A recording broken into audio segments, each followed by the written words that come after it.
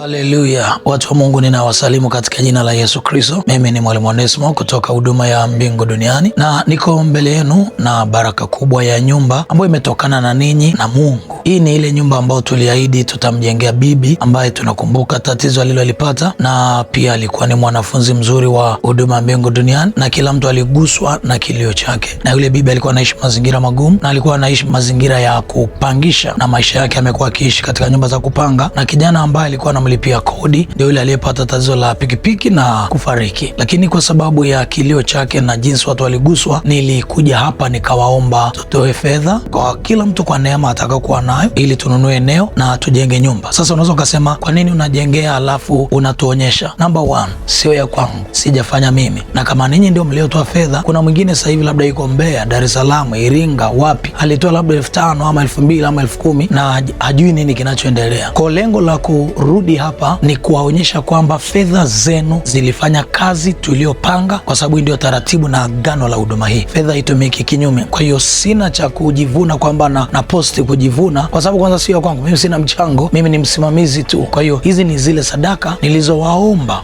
mchange ninyi ili tumjengee bibi. Watu wa Mungu, nyumba ndio hii hapa imekamilika. Unaweza ukaona sebuleni ya kutosha kabisa, na baada ya sebule hii unavyoona pia kuna taa yake nzuri kabisa hapa, unaiona ya kisasa. Baada ya sebule hii na taa yake unaweza ukaona jiko.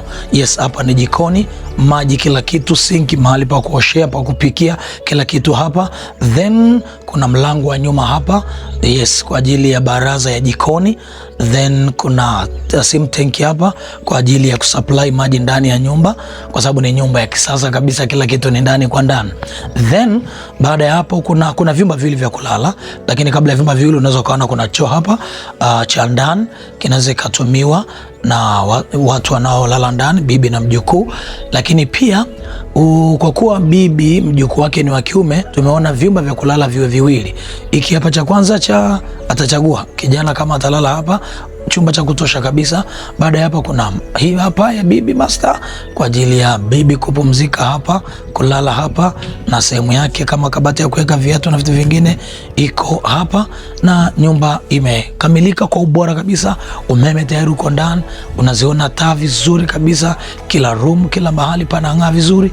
Nje pia tumeweka taa nzuri kabisa za kisasa, na Yesu ni Bwana na anatenda kwa utukufu wake. Watu wa Mungu, gharama zote jumla, kwanza kuna mambo mawili hapa. Cha kwanza kabisa tulinunua kiwanja ni 20 kwa 20, milioni 13. Lami iko pale juu, unaweza kuona neighborhood ya bibi ni nzuri kabisa, so watu kumpeleka porini. Then nyumba hii kuanzia mwanzo mpaka finishing mpaka hapa imegharimu milioni 31,763 hapo. So ukijumlisha hapo, kiwanja milioni 13 kwa milioni 31 na 700 nayo inakuja kwenye kama milioni 45 kwa jumla. Yote hii ni ninyi mmefanya kwa ajili ya utukufu wa Mungu. Niseme tu, huduma hii ya Mbingu Duniani Mungu aendelee kuiweka ili ihudumie jamii, na ninamwahidi tena Mungu mbele ya watu wake, huduma hii itaishi kuhudumia watu. Wana Mbingu Duniani, dhabihu zenu ziko hapa. Hii sio hela yangu, sina mia yangu hapa, hizi ni sadaka zenu. Basi Mungu naye ajenge uzao wenu, Mungu naye ajenge hatima zenu, Mungu naye awajengee. Mungu mshika maagano ajenge maisha yenu yaliyobomolewa, ajenge biashara zilizobomolewa, ajenge hatima zenu, ajenge njia zenu za mafanikio katika jina la Yesu Kristo. Na nakuomba Mungu, pokea sadaka hii tumekujengea wewe kupitia yule bibi. Ipokee dhabihu hii kutoka kwa Wana Mbingu Duniani, na utukuzwe daima, in Jesus name.